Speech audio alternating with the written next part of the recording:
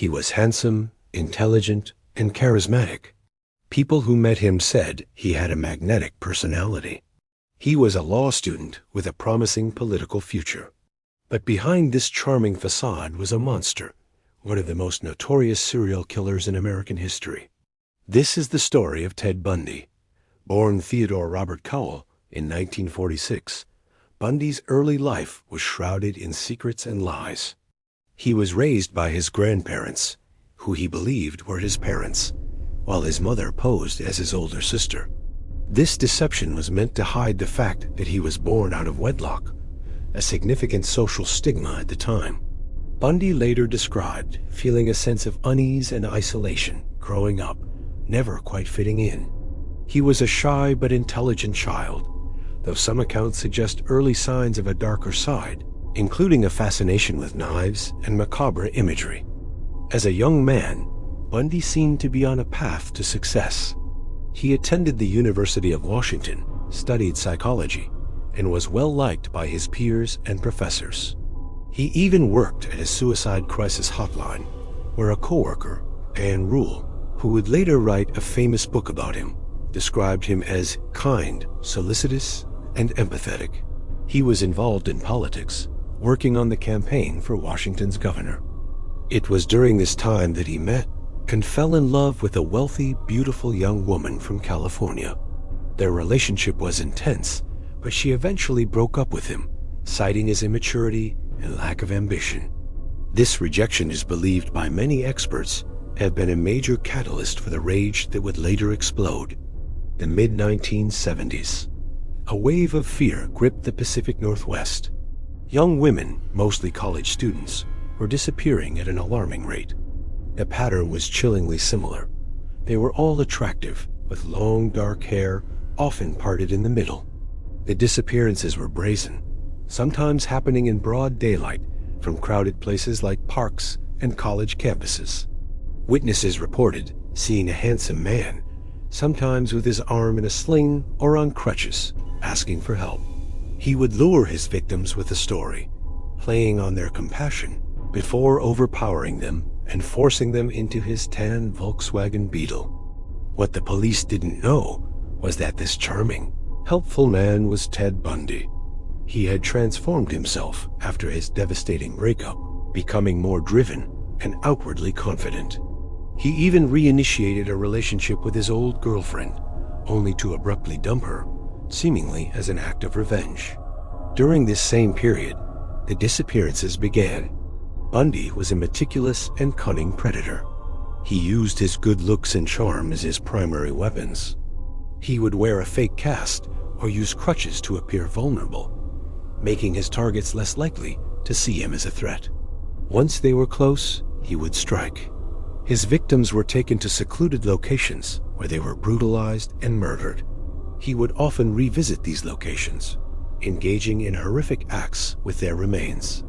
The sheer brutality of his crimes was matched only by his ability to evade capture. The investigation was a massive multi-state effort, but it was hampered by the lack of forensic technology we have today, like DNA testing. Police departments in different states didn't communicate effectively, and Bundy was able to move freely, leaving a trail of terror in his wake. In 1974 alone, he is suspected of murdering at least 6 women in Washington and Oregon before moving to Utah to attend law school. And in Utah, the nightmare continued. More young women disappeared. But Bundy was getting sloppy. In August 1975, a highway patrol officer pulled him over for driving suspiciously in the early morning hours. Inside his car, the officer found a crowbar, a ski mask, rope, and handcuffs. Bundy was arrested for evading an officer, but the discovery of his kill kit, as it came to be known, raised serious red flags. This arrest was the beginning of the end, but Bundy's reign of terror wasn't over. One of his surviving victims, Carol Darrench, identified him in a police lineup. She had heroically escaped from his car after he posed as a police officer. Based on her testimony, Bundy was convicted of kidnapping and sentenced to prison in Utah in 1976, but the walls of a prison could unhold him. Bundy planned and executed not one, but two daring escapes. The first was almost comical. During a preliminary hearing in Aspen, Colorado, for a murder charge, he was allowed to use the courthouse law library. He was not in handcuffs or leg irons. He simply jumped out of a second-story window and vanished into the mountains. He was on the run for 6 days before being recaptured. But his second escape was far more successful and had deadly consequences. On December 30th, 1977, he escaped from the Garfield County Jail in Colorado by sawing a hole in his cell ceiling and crawling through the crawlspace. He made his way to Florida, and there his suppressed rage erupted in its most violent form. Just 2 weeks after his escape, Bundy broke into the Chiomega sorority house at Florida State University. He moved from room to room, savagely attacking 4 women as they slept, killing 2 of them. The crime scene was one of unimaginable horror. Bite marks left on the body of one of the victims would later become crucial physical evidence against him. Less than a month later, he abducted and murdered his final victim, a 12-year-old girl named Kimberly Leach. The manhunt was one of the largest in Florida's history. Bundy was finally captured in February 1978 after being pulled over in a stolen car. This time, there would be no escape. The trial in Florida was a media circus. Bundy, ever the narcissist, chose to represent himself. He played to the cameras, charming reporters, and seemingly enjoying the spotlight. He even proposed to a former co-worker, Carol Ann Boone, in the middle of the trial, and she accepted. But his charm couldn't save him. The evidence, especially the bite mark analysis, was overwhelming. He was found guilty and sentenced to death. For years on death row, Bundy denied everything. He maintained his innocence, playing the part of the wrongfully accused man. But as his execution date neared, his story began to change. In a series of last-minute interviews, he started to confess. He admitted to killing 30 women across 7 states between 1974 and 1978, but investigators believed the true number could be much higher. He described his crimes in cold, detached detail, shocking even the seasoned detectives who interviewed him. He tried to blame his actions on pornography and a dark entity within him. A few were convinced. On January 24, 1989, Ted Bundy was executed in the electric chair. A crowd gathered outside the prison, cheering as the news was announced. The handsome, charming law student was gone, and the monster he truly was had finally been brought to justice. The case of Ted Bundy continues to fascinate and horrify us. It serves as a terrifying reminder that evil doesn't always wear a monstrous face. Sometimes it wears a smile. It reminds us that the people we think we know can harbor the darkest of secrets. The story of his victims, the bright young women whose lives he stole, must never be forgotten. They are the true legacy of this story, not the man who took them. Thanks for watching, and if you found this story compelling, please consider subscribing for more deep dives into true crime history. In the quiet Chicago suburb of Norwood Park Township, on a street lined with ordinary family homes, stood 8213 West Somerdale Avenue. It was an unassuming ranch-style house, the kind you'd see anywhere in Middle America. Its owner, John Wayne Gacy, was a pillar of the community. He was a successful contractor, a Democratic precinct captain, and even performed as Pogo the Clown at children's parties. Neighbors saw him as a friendly, hard-working man, always ready with a wave and a smile. But beneath this carefully constructed facade of normalcy, a horrific secret was festering, literally under the very floorboards of his home. The story that unraveled in December 1978 began with the disappearance of a 15-year-old boy named Robert Piest. Robert worked at a local pharmacy and vanished after telling his parents he was going to talk to a contractor about a summer job. That contractor was John Wayne Gacy. As police began investigating Piest's disappearance, their attention quickly focused on Gacy. He had a prior conviction from the late 1960s, something he had managed to keep hidden from his new community. The more detectives dug into Gacy's life, the more suspicious he became. During their initial questioning, Gacy was arrogant and dismissive, playing the part of a wrongly accused, respectable citizen. But the police were persistent. They obtained a warrant to search his house. The first search didn't reveal much, but the detectives noticed a strange, musty, and deeply unpleasant smell lingering in the air, especially in the crawl space. Gacy brushed it off, blaming it on moisture and mold. He even joked about it, a chilling detail in retrospect. The police kept Gacy under surveillance. They knew something was terribly wrong. A second, more thorough search warrant was executed. This time, investigators were determined to find the source of the foul odor. They focused on the crawl space, a dark, damp area beneath the house. As one detective, Joseph Kozenchak, explored the cramped space, his hand brushed against something in the soil. He dug a little. It was a human bone.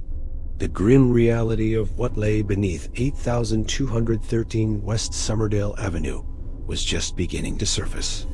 The excavation began. It was a slow, painstaking, and gruesome task.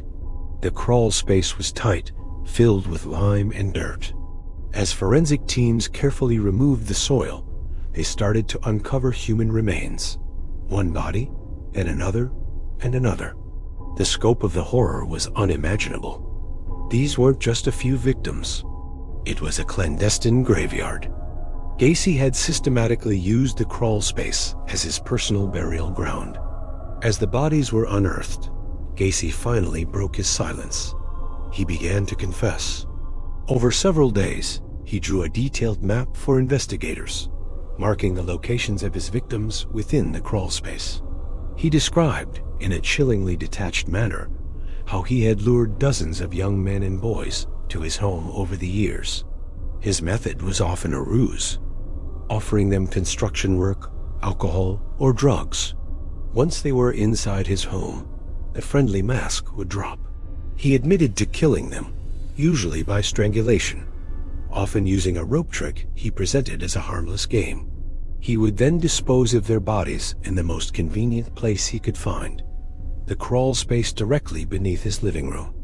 To mask the smell of decay, he would pour quicklime over the corpses. For years, he lived his life directly above the evidence of his monstrous crimes. He hosted parties, entertained neighbors, and slept in his bed, all while his victims lay buried just a few feet below. The excavation of the crawl space was a house of horrors. In total, 26 bodies were recovered from beneath the house. They were often buried on top of each other in tangled heaps, making identification a long and difficult process for forensic experts. The community was in shock. How could the man who dressed as a clown and shook hands with the First Lady be a mass murderer? The friendly neighbor was a monster, and his ordinary suburban house was a tomb. But the crawl space wasn't his only dumping ground. Gacy told police he had run out of room. When the crawl space became too full, he started disposing of his later victims in the nearby Plains River. He confessed to throwing at least 5 bodies off a bridge. Divers were sent to search the murky waters, and they eventually recovered more remains, bringing the total number of his known victims to 33. The trial of John Wayne Gacy was a media sensation. The prosecution laid out the overwhelming evidence, the bodies, the confession, the testimony of investigators.